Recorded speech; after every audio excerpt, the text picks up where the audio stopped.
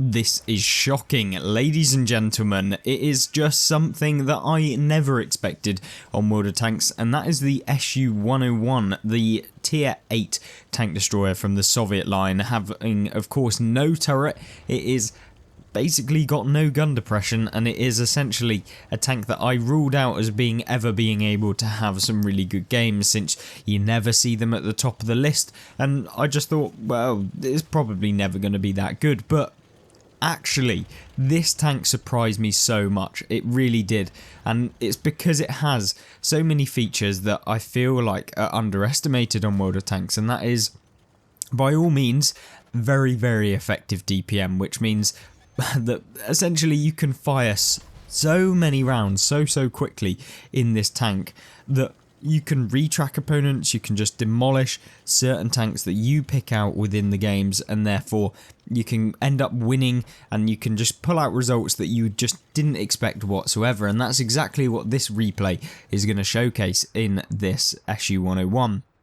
Now, with this tank, most people probably think like, oh, I've got a snipe at the back in a bush somewhere, and albeit you can do that because this tank is really, really good. It has a super great camo factor. As you can see in the mini-map on the right-hand corner, you can see that actually the circle or the detection range is so small to the point where you probably will never get spotted unless like you know that you're going to get spotted. It's very unlikely that something's just going to randomly outspot you, and therefore, you know, you can't complain too much if it does. And it means that you can also play very, very differently to a lot of other tanks in the game, because you can essentially do things that other tanks just would not be able to do. And I'm not saying that this tank is overpowered, because I think that would be far too much of a reach, to be honest with you, because albeit this tank is strong, there are a lot of weak points. The one being that it doesn't have a turret, it doesn't have gun depression. You have to expose so much of your tank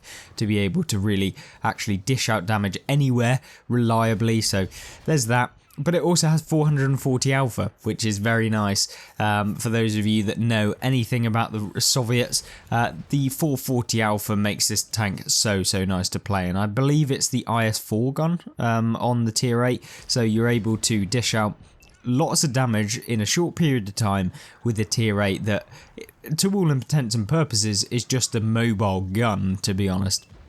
And that is exactly how you should play this. It does have armor. It did recently get buffed before the whole swath of updates that Wargaming introduced into the game. This tank had absolutely no armor, so essentially you didn't have gun depression.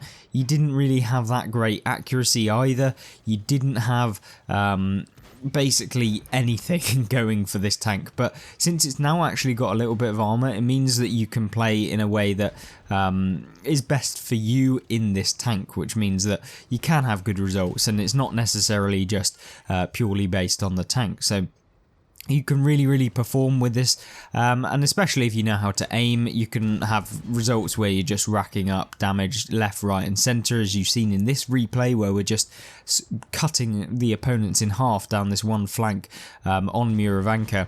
And I think that that's something that most people find that the game kind of hinders them, or at least they feel like the game hinders them in terms of being able to just get more damage, being able to take their games to the next level, and that is something that I believe the Su-101 really can make you do, because it enables you to really start thinking about, well, I should be aiming for the tracks. And talking about aiming for the tracks, you saw me going for the IS-3 there, and of course we get some assistance damage by doing that. And this is something that a lot of people underestimate once again, is the tracking damage and how much that can actually help out your team, because the amount of times I track an opponent, and it isn't hard to track an opponent, you just have to literally think forward like, oh, when this M103 comes around the corner, I should probably aim near the tracks. Obviously in an area that's going to enable me to pen at the same time. I don't want to just literally go for the tracks unless it really is crucial, or someone's coming over a ridgeline and you track them up in the air and they can't move. But ultimately you don't want to be doing anything like too vicious with a tank like this, and that's exactly what you're seeing here. is kind of a little bit more of a passive, but you can play it more aggressive as well. So there's a mix of the two, and you can see here we're kind of being a lot more aggressive here. We're kind of waiting for the Skoda now to get hit at least once, because we're in a bit of a tight spot. We don't want to get basically hit at all. And now we can just move forward. We've had an excellent game. You can probably tell that by the amount of XP in the top right hand corner, 421 plus, which means that basically if you get anything over 300, you've had a very good game for the tank that you're playing. And you can see here with 1,091 assistance and 4,456 actual damage, there's no real surprise that we are on such a nice amount of XP. And with one final shot, we managed to take up that damage to 4,869, which is nice. And that accounts to about 11 shots worth of damage, which is something that most TDs at tier 8 probably wouldn't be able to achieve unless you're thinking of something like an SU-152 or ISU-152 I should say. And there you go, 5,900 combined damage in this tier 8 that I just did not expect whatsoever. And we'll jump into another replay here showcasing even more of what this thing can do, because it really is amazing. The next replay we have for you is on Westfield, and this is a map that probably is quite good for the SU-101, and that's because essentially you can use the camo value really well, and if you can do that, you can have games that feel so easy, like you don't actually have to put in too much effort because of that camo value. You can sit in a bush and you don't have to do much. And alternatively, if you then want to go aggressive, this tank isn't super slow, it's not a Jaeger, you're actually able to move forward, get into position, and yeah, it will definitely be an interesting one. And by no means am I saying that the SU-101 is a tank that will be able to dominate Matchmaker, and that you should all rush out and get in it and play it and oh my god, it's gonna destroy the game. But it's very good, and I think that you have to kind of play a lot of different tank classes, and it was really refreshing to actually play the SU because of the extras that this tank offers and the way that you have to play the tank to have good results. And so it's always nice to have a little bit of a challenge, and it always is nice when it actually surprises you that, you know, that challenge isn't as hard as maybe you would have thought. And we're grinding through this, obviously ultimate aim to try and get the Object 268 version 4, and we're trying to get the Object 263 since there's string theory, and we can just grind out a ton of games, and that is ultimately what I'm after. With this, we got ×5 XP boosters. We've managed to grind out something like 500,000 silver in an evening, which for those of you who maybe have played World of Tanks for any length of time, 500,000 XP is ultimately like nearly an entire tank line in one evening. So yeah, a lot of XP. We've ground through I think the AMX 5100, we've grinded through the SU-101, we've also grinded through the AMX 31, to the tier 9 AMX 30. And yeah, we've had a very nice time in doing that, and of course we've been able to get like 20,000 XP per game if we're on a 5 times win streak with the 5 times XP boosters. If we don't have the 5 times XP from the wins from string theory, then we're able to still pick up something like 15,000 XP if we're having a good game. Now then, talking about a good game, you can see here what happens if you kind of play a lot less aggressive. And this is what I'm not a fan of in World of Tanks, is where you play to a kind of scenario. So most people, they would have stayed there, hoped the opponents came towards them, and then nothing would have really happened. But obviously, what we don't want to do is just be one of those people that just sits there and hopes that the game comes to them. Sometimes you have to go to the game, and that's exactly what we're trying to aim to do here. We spot the AMX 50B, who we managed to place a nice round. Should have probably fully aimed that shot because we could have missed, but I'm more interested in just getting as much damage because he's out in the middle of the open and he's probably going to get farmed by the rest of our team as soon as they realise he's out in the open. So if we can get an extra shot, that would be nice. And we get a final shot. So we've made 1,300 hit points worth of damage in a very short period of time there against the 50B. So that's something that I think the tank does really well. If you can catch an opponent out in the open, if you can catch a higher tier vehicle which they've got a lot of hit points, then you can really make this tank work properly nicely. And you can see here what we're doing is just spotting for our team, the paladin there, getting a little bit of spotting damage, because remember, this tank has good view range too, and albeit this Tusk is somewhat, for some reason, deciding that he's just going to YOLO in, and then he absolutely fails miserably as well, may I like to add. This is the sort of play that I absolutely despise in World of Tanks. It's like the almost like the brain fart moment where someone decides like, oh yeah, I'm just going to go in because I feel like it, and literally it just never works.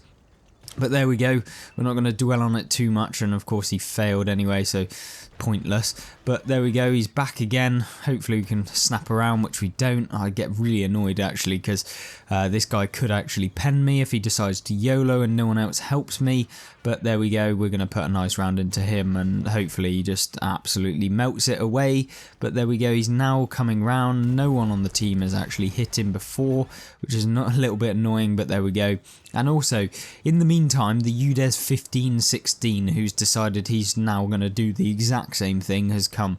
So this is looking like, when you're in this inflexible tank, like it's going to be terrible, because you've got a Progetto 46, you've got a tank destroyer over there, a UDES coming, and now this is the point at which I thought, oh my god, I might actually be able to do this, because we get ourselves up against here.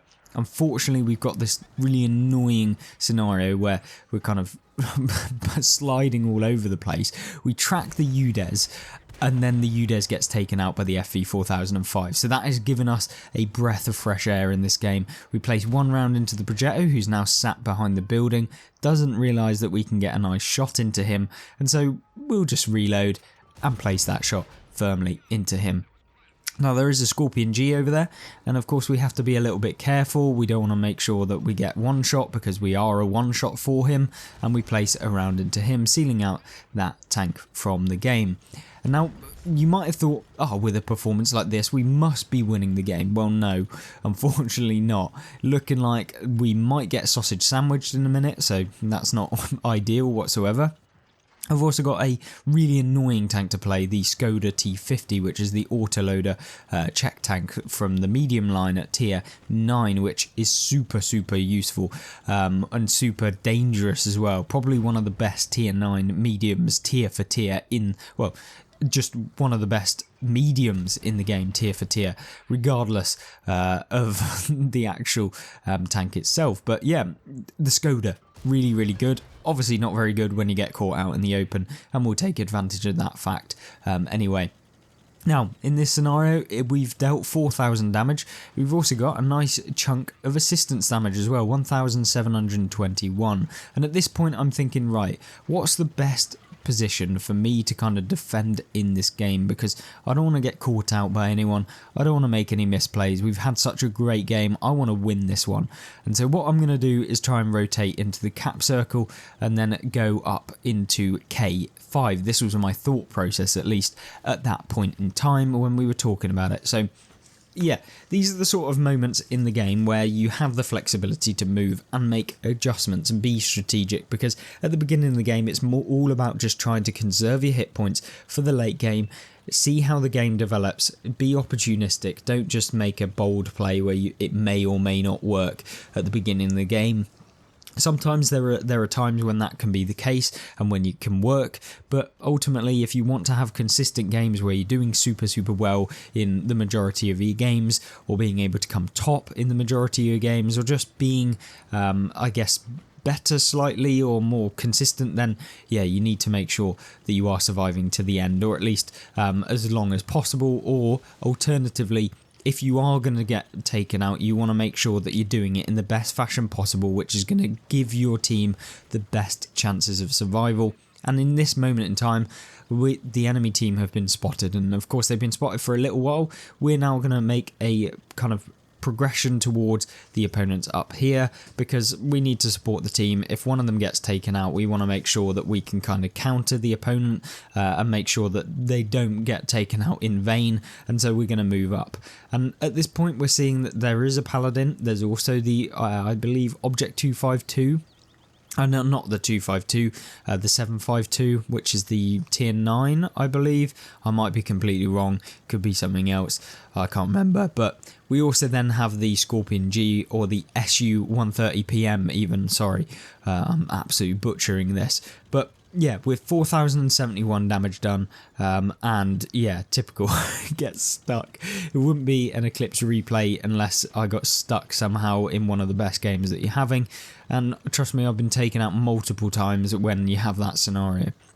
Now then, talking about what's left, it's actually a 50 TP, and he's on nearly full health, which is horrible to even think of. We try and get the Paladin, but it's the SU-101's weak point, the gun depression, the lack of, I should say even, and this is what I despise about the SU, is that sometimes it's so inflexible that you just cannot do anything without exposing so much of your tank, and unfortunately that's the case at that point. But in this sort of scenario where we've got a 50 TP, where we don't know where he is and where he's going to be trying to get a shot into our team, we've got to make sure that we're not doing anything silly. Now, obviously, that is very subjective. You might not think you're doing something silly until you get taken out, and then you're like, oh, yeah, that was silly.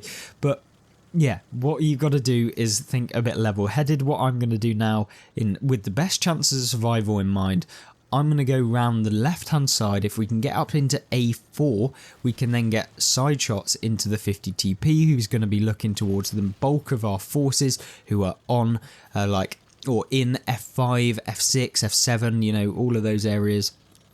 That's where the 50 TP is going to be looking, and albeit, you know, the 50 TP is looking less healthy, and he looks like he may even get taken out by a heavy, so that would be the ultimate result. We try and see if we can get a shot onto him from this point, which we try and go for, but we don't manage to do. And now it's time to actually continue moving over to the left.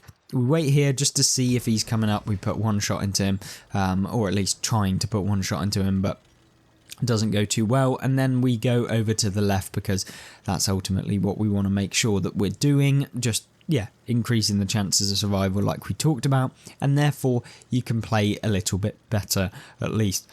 That's my thought process, albeit, you know, if your teammate's on a one-shot and you're on a one-shot, don't go running off into some weird position, because if your teammate gets taken out, then that leaves, like, you basically haven't done anything to help out your team, and in fact you probably hindered them, because if the 50 TP was on a one-shot, he's just killed your teammate, then what you want to do is make sure that you take him out before he then gets to reload. And if you aren't there to actually deal with the damage, then you're not going to be able to help out whatsoever.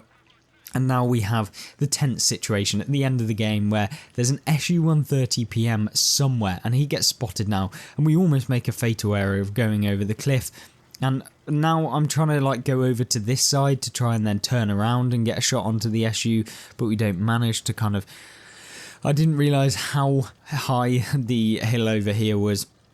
And so I ping to the to Wily Coyote here, 322, to try and follow me, because like we just talked about, you need to go in together, because if one of you gets taken out, it's not an autoloader, it's not going to be able to like double pump you one after the other, so you can go in together, and therefore if they take one of you out, you can take him out, and therefore you're going to win the game. Regardless, there's nothing he can do if you both turn up at the same time, and unfortunately the Wily Coyote doesn't come with me, at least wholeheartedly, but it doesn't matter, we managed to take him out anyway, and we win the game. And this is why this tank really did shock me.